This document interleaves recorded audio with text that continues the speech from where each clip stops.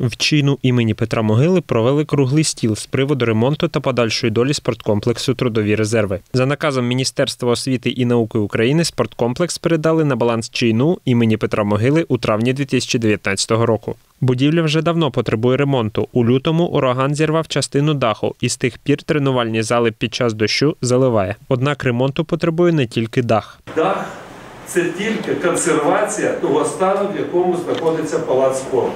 Тому що навіть якщо зроблять дах, подальша експлуатація палацу спорту неможлива. В зв'язку з тим, що ось в акті, ви подивіться, скільки тут перелік питань, які необхідно вирішити. Ось оцей акт, подивіться, він закритий в зв'язку з аварійністю. Як кажуть, відділитися тільки дахом не вдасться. Його треба модернізувати по повній схемі.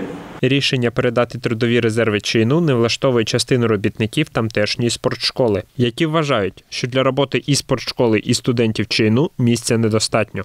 Тому студентів Могилянки до занять у спорткомплексі так і не допустили. Задача ЧДУ для проведення занять по фізкультурі.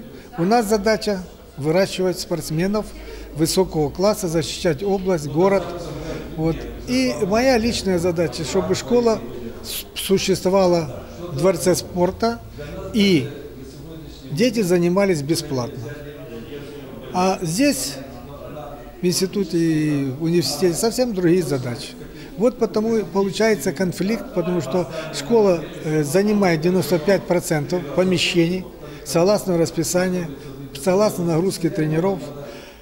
А куда ж учащиеся университета? В обговоренні взяли участь представники громадських організацій, депутати міськ та облрад, спортшколи та Чийну імені Петра Могили. Наразі дійшли лише до тимчасового консенсусу. Дах буде відремонтований на кошти громадської організації «Майбутнє Миколаєва», кандидата в міські голови Тетяни Домбровської. Результат сьогоднішнього круглого стола – це, на мій погляд, уже закінчується конкретними речами.